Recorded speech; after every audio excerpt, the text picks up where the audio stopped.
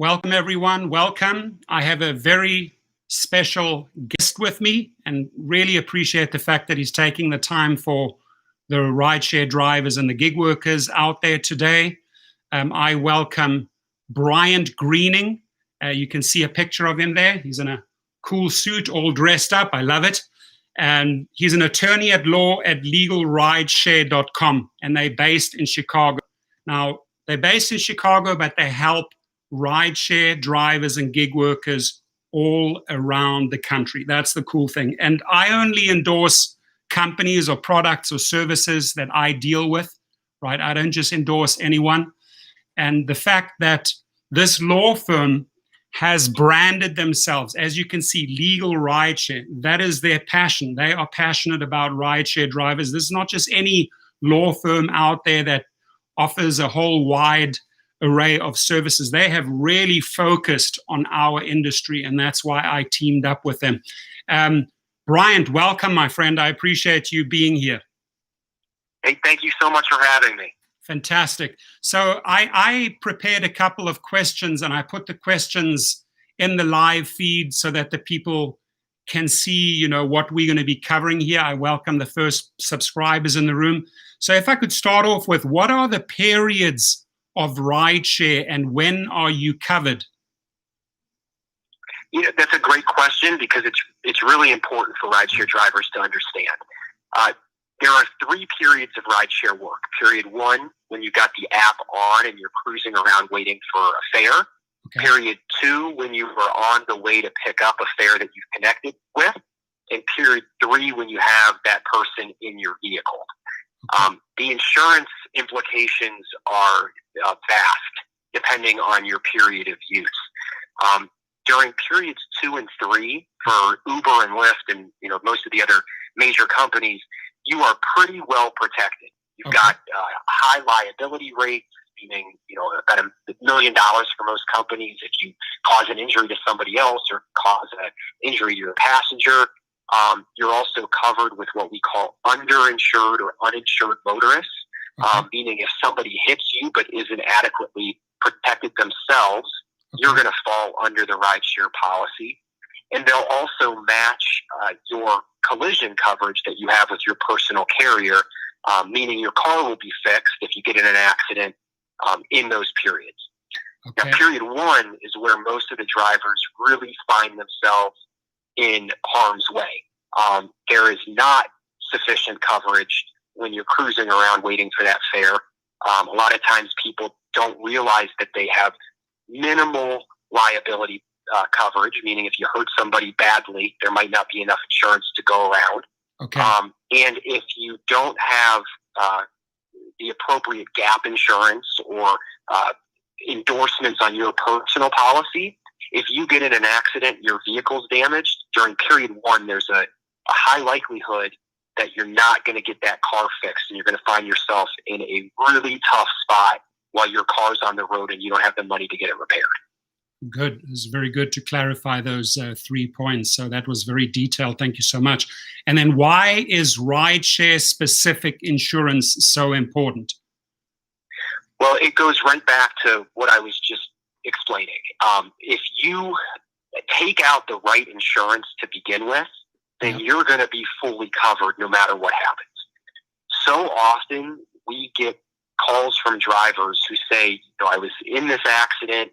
My insurance company is saying that they're not going to cover it. Lyft or Uber is saying that they're not going to cover it, and I don't know what to do. Okay. And most of the time, when you get to that position, it's too late. You didn't take out the right rideshare specific endorsement with your personal policy to make sure that you're fully covered no matter what happens. I see. So I tell people all the time. Oh, go ahead, Torsten. No, I didn't mean to cut you off. Sorry. Go ahead. You tell people all the time? Yeah, I tell people all the time that this is your business. You are working for yourself in really all meanings of the word. So you've got to take out the right protection for yourself from the get-go so that when things don't go right, your business doesn't go under. Correct. And Bryant, I see too many drivers, they want to save a few dollars here and there, just get a regular insurance, while in actual insurance provider does offer rideshare insurance. So what we're basically saying is, it's not worth it saving a few dollars per month. You got to, if you're in this business of Uber and Lyft, you got to get yourself the proper rideshare insurance. Am I right in saying that? That's exactly right. I would much rather spend $10 or $20 more a month and know that I'm fully protected than find myself with a totaled vehicle that can't be repaired. Because $10 to $20 a month doesn't mean you can't put food on the table, but not being able to earn income does. Okay. So, for example, if I'm involved in an accident, what are the most important steps here? Well, the first thing is to make sure that everybody's okay. You want to turn around if you got a passenger in the car and make sure that you understand how they're doing physically and if medical attention is needed. And the same thing goes for yourself.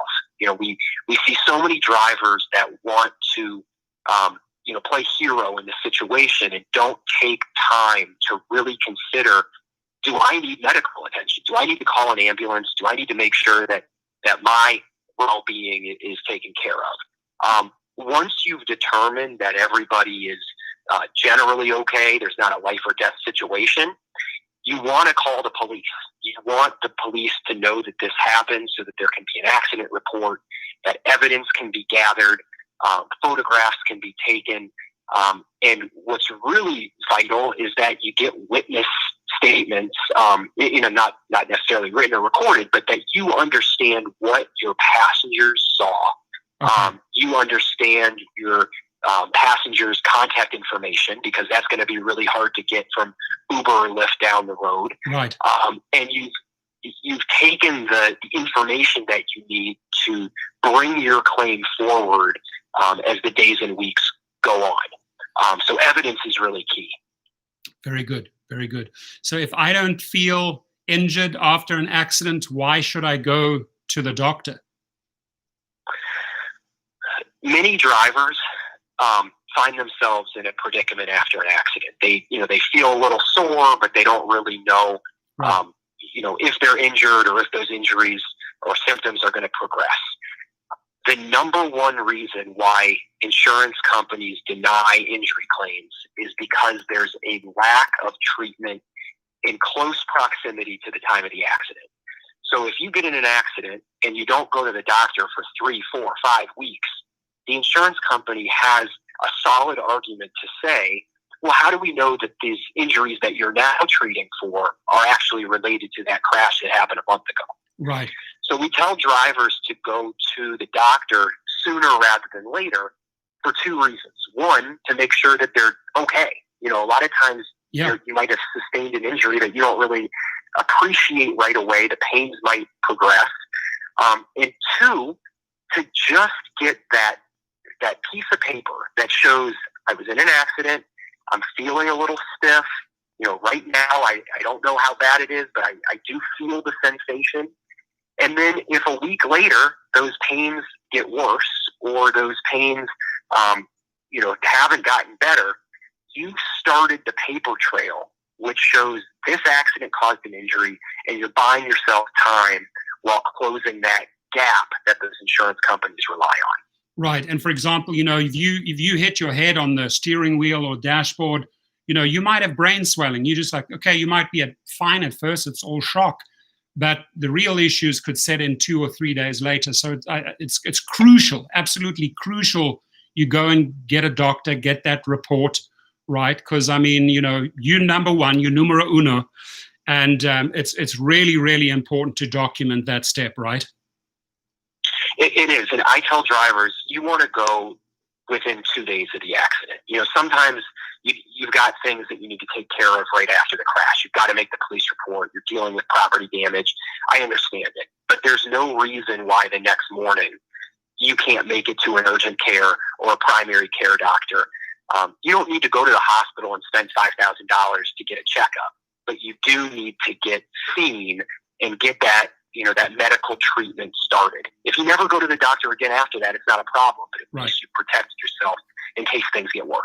Excellent. Okay, so rideshare drivers, gig workers, take note of that one. A big important step there, that you do see the doctor. And then, why do I need an attorney after an accident? Obviously, I know who I'm going to call, They're in Chicago. 312-767-7950. That's who I call personally. But let's say, why do you need an attorney after the accident?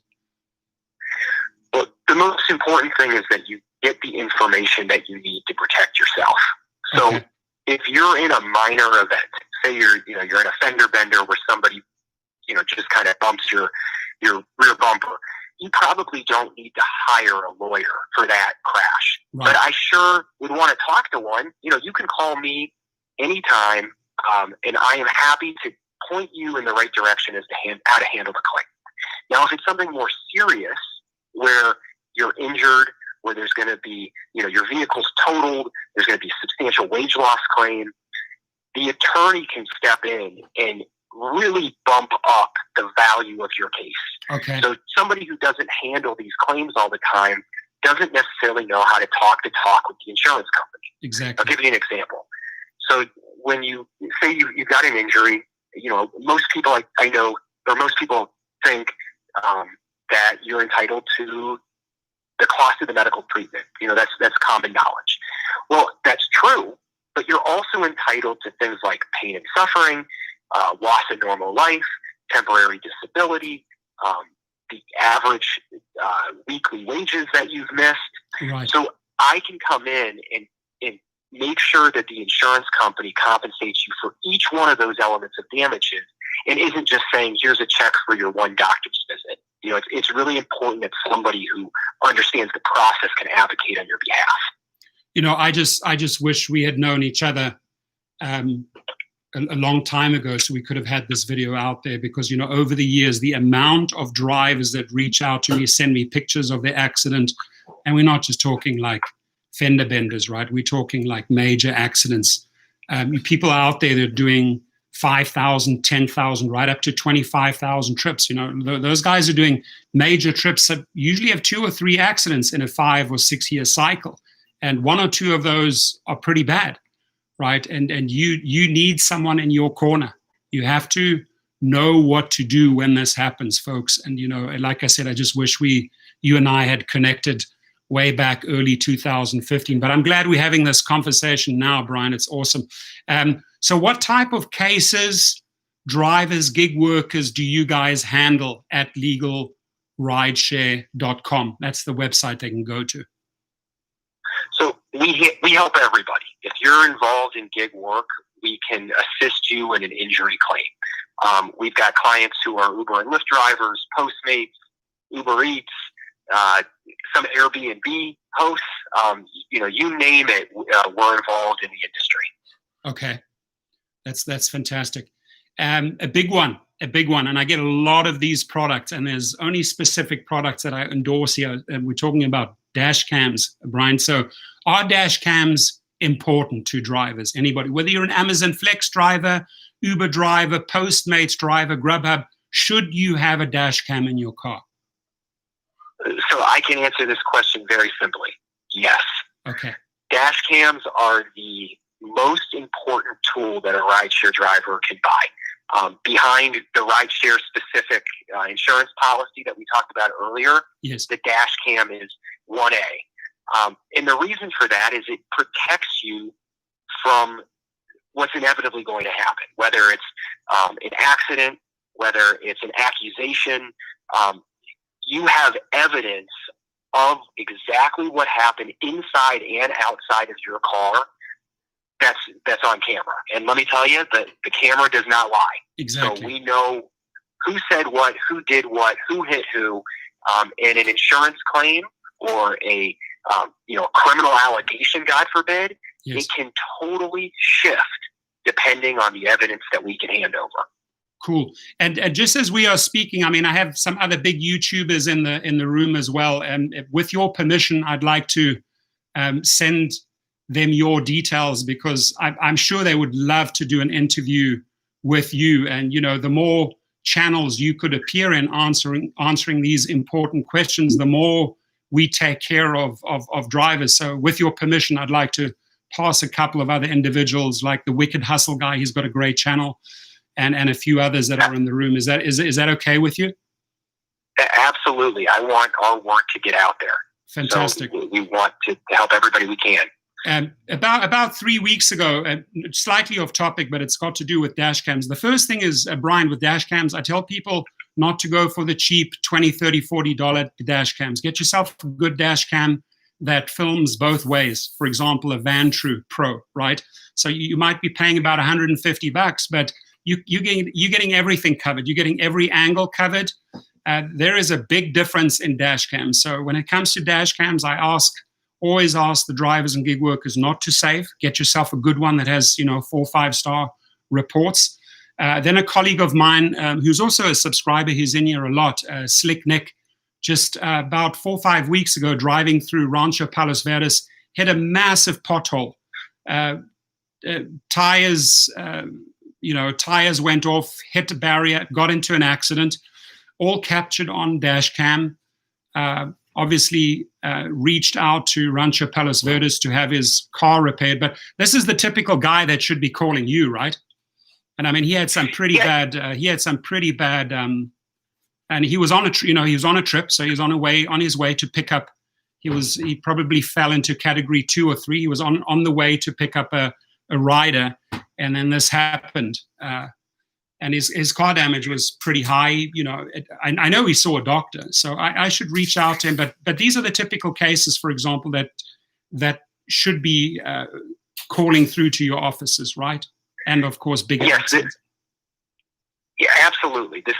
These are the types of cases where we can offer at least guidance on how to handle that claim, because it sounds like there's multiple people who might have done something wrong there, including the city for not maintaining the streets. He's probably concerned that if he hit somebody else, that there might be a claim filed against him. I would love to talk to him to explain exactly what to expect, how he can protect himself, and the avenues that he can go down to get himself back on the road, back earning, and back healthy as quickly as possible. And Bryant, in our conversations, that's what I like about you. You always find the angles to try and help people. I'm the same way. This channel here, I call myself a voice for drivers. I research every angle to make their life better, whether it's in earnings, legal advice. When drivers know you care for them, they're very, very loyal. They'll stay with you for years. And I've noticed that, especially in this channel, all these relationships built up with good, hardworking drivers. Now, this topic I love because I get emails every day. Frustrated, angry drivers. What if I'm deactivated over a false claim? Huge one. Every single day. Endless emails, endless text messages. So deactivation is a really tough issue for those of us in gig work. It is one of those claims where a lot of drivers throw their hands up in the air and they say, what can I do? Because I know I'm an independent contractor.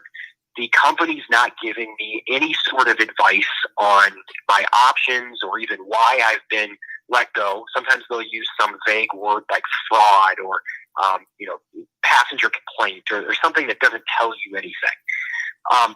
The truth of the matter is, under the current system, a lot of drivers don't have recourse with deactivation because rideshare companies can let the driver go for any reason that they deem necessary. But what we found is that through some advocacy, through some a letter writing campaign that we work on with a company called Cover, where if you sign up with them, they will retain us to write a letter on your behalf and ask the companies for answers. Why was this person deactivated? We demand reactivation, and we found that there is great success in getting answers and getting that green light turned back on. We want to make sure that the higher ups of these companies take a look at your file, and it's not just some person who's making 1,000 of these determinations a day, right, but rather there's an actual investigation. And when they take the time to look at each individual driver's claims, there's a high chance that we can get some answers, if not some results. And I really enjoy, I know the team at Cover, or Cover, however one wants, it's KOVER for those people watching. You guys got a great partnership going on there. I like that alliance between the two of you. I want to tell you a personal story on deactivation. Firstly, like I say, I hear it every day. False reports. Very frustrating for a driver. They call the 1-800 number. They end up in a call center overseas. They don't get anywhere. They get very, very frustrated, right? So it's good to know you have someone to go to, Legal Rideshare or Cova. In my case, I'm just going to throw this out there. Up to 2019, mid-2019, Bryant, people refer to me as the referral king. I probably sent Uber and Lyft the most drivers in 900 cities, probably in and around 10,000 drivers. In mid-2019, the way the company set me up, I had 2 accounts. I had a fleet account with multiple cars stacked, and then they put me on another regular account just for driving, so 2 different cars, 2 different accounts. That's the way they set me up. So come mid-2019, I have about roughly $700,000 of referrals in the pipeline. And when I say in the pipeline, you have to close them. These people have to reach 75 trips, 100 trips before both sides get paid out. But Uber, as we know them, and Lyft back-to-back did the same thing. They kicked out all the referrals, right, to free up hundreds of millions of referral dollars because they needed access to cash. And all those grandfathered in referrals were eliminated. And when I tried to say, why did you deactivate my account, my 2 accounts? I know why you did it. Obviously, you try to free up. They said we don't have to pay you if you deactivated. And these are here are the reasons for deactivation. You were on 2 accounts. You only can have 1 account. This is the way they set me up, by the way. So, I never took action on that, Bryant, but that's a separate conversation. It's a really painful one, just like people that get deactivated over a false claim when a rider says, that he smelled alcohol or the driver was speeding. The bottom line is, I think here, you guys offer such a wide variety of protections, right? We've gone through them. Is there anything else? And I love the website, by the way. It's very, very straight, very, very clean. You can really navigate throughout your website. You guys got to go and check it out, www.legalrideshare.com.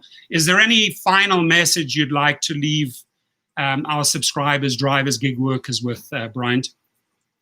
Well, I just want to thank everybody for inviting me on and taking the opportunity to chat with me. The one message that I would leave you with is make sure to take the steps to protect yourself. And that means get the tools, get the insurance, and if something happens, give us a call so that we can lead you in the right direction to get you back on the road and make sure that every single dime that you're entitled to is recovered, and that we can hit the ground running and keep you earning for as quickly and as long as possible. Wonderful. Bryant, thank you so much for taking the time to educate our viewers. I appreciate you. I appreciate the company. Hope you and your family stay safe in Chicago, and I'm really excited to have another follow-up live stream and have some other YouTubers reach out to you. Thank you so much. Great. Thank you. Have a great day. Bye-bye then. Bye. You too. Cool. I really like the guy, and I'll tell you why, because he's just so... When I have conversations with him, you can generally tell when a person listens and cares, right? If you know that feeling? You go out there and you just try and see, there's a salesman just try to sell you, but he's not actually listening to your needs and wants. He's brilliant at that. He really takes his time to listen, ask the right questions. It gets really personal, right? Being in a having a big injury, being in a big accident is a very personal thing. Affects you, affects your family, and you got to be protected, folks. So I'm going to give you the one and only lead that I know in this business. And, I've researched high and wide. These guys have your back. And the really, really good questions and answers here went into a lot of detail on these 8 different questions. And again, if there are other YouTubers out there, that care about this topic like I do, you know who to call. There's all the details. So I'm going to jump into the room. Wicked Hustle Guy is in the room. Talal Malki. I was told cams are illegal. Now, look, cams are illegal in specific states, not all. And it's better to have it, right? I would say it's better to have it, especially when it comes to an accident. By the way, you're only going to use that dash cam footage if you have an accident or if some fight breaks out. So it's not like you using the dash cam to record riders and then, make it like sensational YouTube videos out of it. That'll get you into trouble, especially with Uber and Lyft.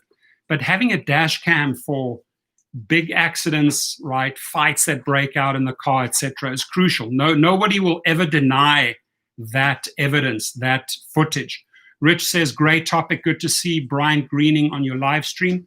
Yes, and thank you for taking out 25 minutes of his day to actually go through all of this, right? To get an attorney, a busy attorney of that profile, to get their time is valuable. We structured this meeting a while back, so I had an opening, and I'm like, let's go for it. Let's get Bryant online.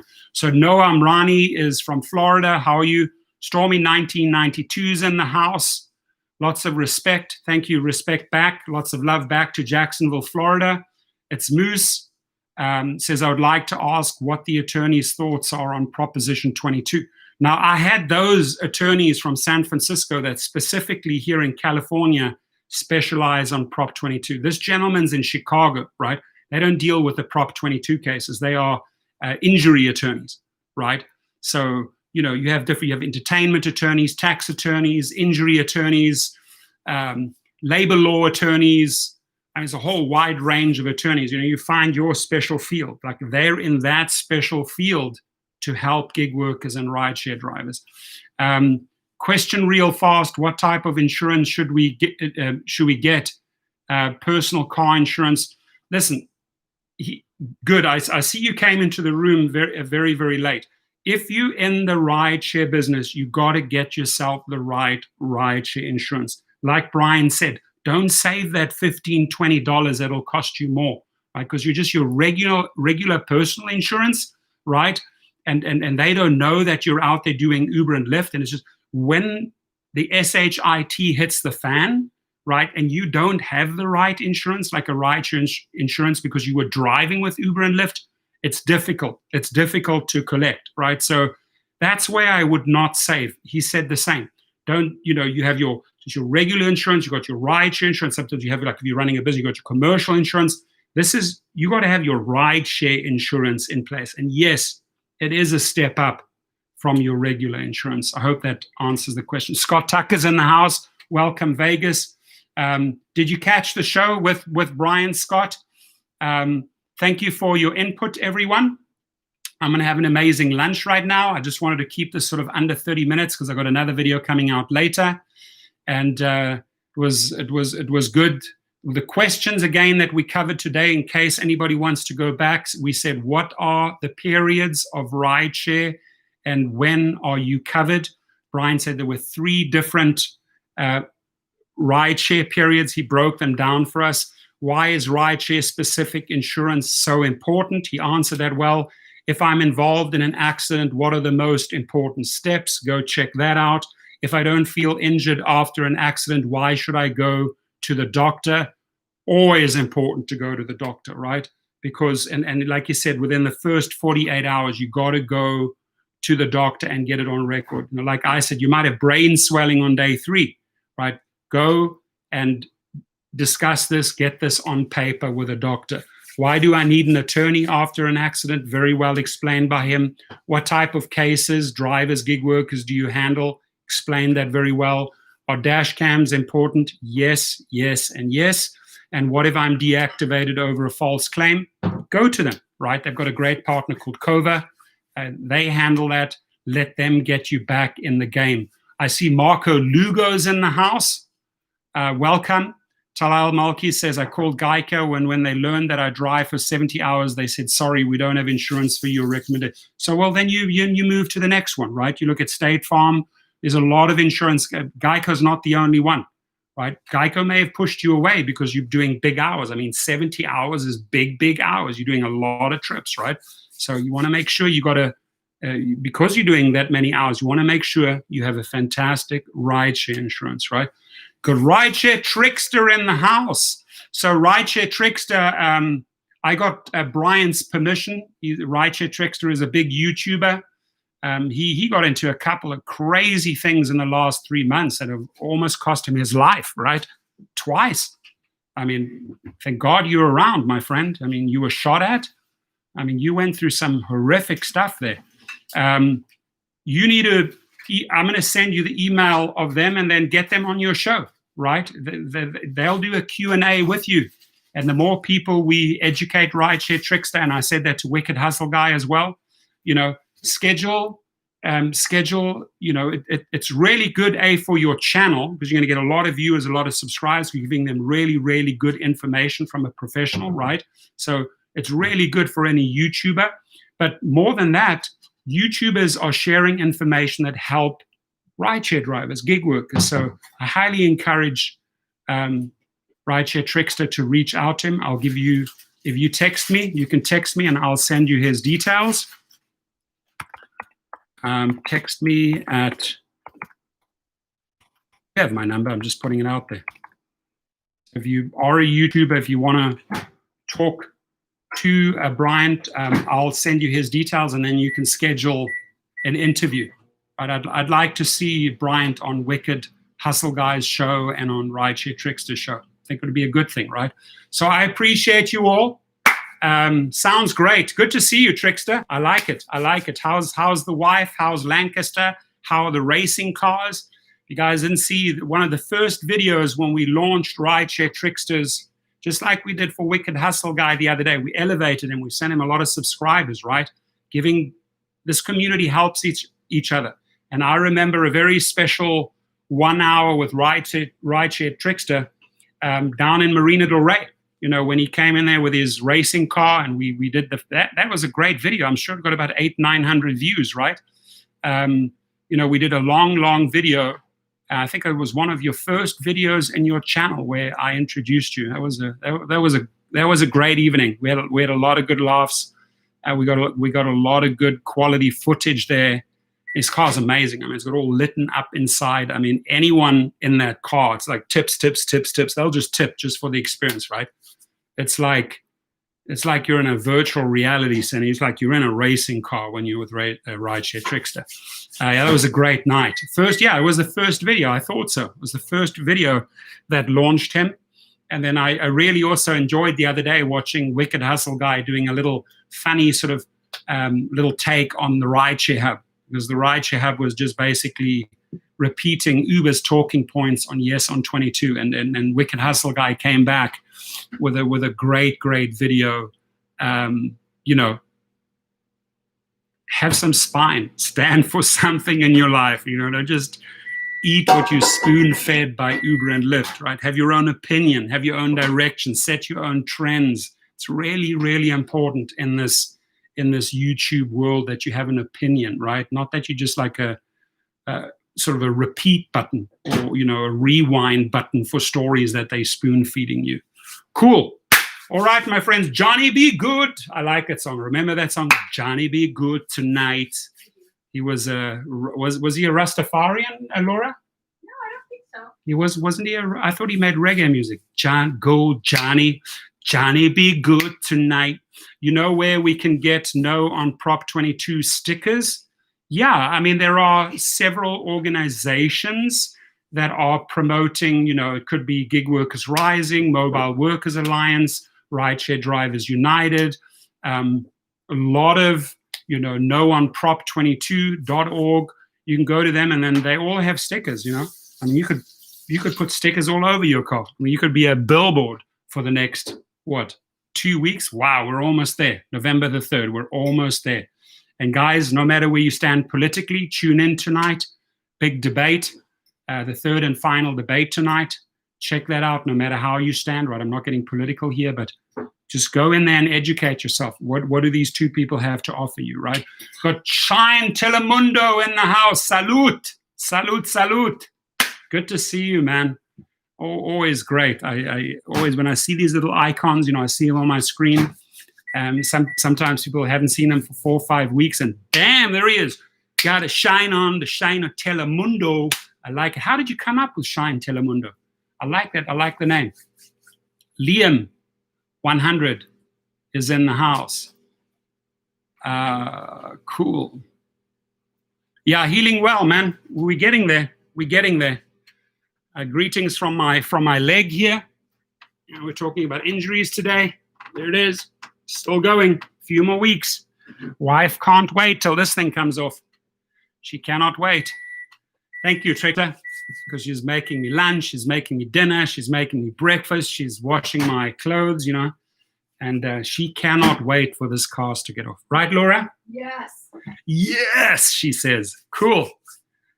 She wants to take you dancing. I'll go dancing with her. We said as soon as I got my cast, we're going to go for a nice fancy dinner together. IQ boy, just chop it off when you don't have to worry about it hurting. Yeah, I'll be like the Ragnarok in the Vikings, just chop it off.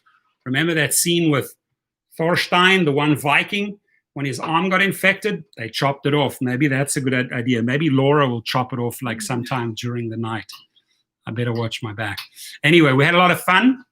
Appreciate you guys. And these boots were made for walking, right? Scott Tucker, I got to talk to you about a friend who had a bankruptcy about 9 years ago and has to get it off her records. So I will introduce you two guys, or guy and girl, and you guys can help each other out. But that'll be great. Looking forward to that. Okay, everyone, thank you, and thank you. Shine Telemundo, thank you, brother. Good to see you, man. Trickster, good to see you. IQ boy, Liam, Dan's in the house. Hop along with the professor. Yeah, the Hop Along show. And again, huge thank you to Bryant Greening for taking that time and educating drivers. Respect. Have a good one. Bye-bye.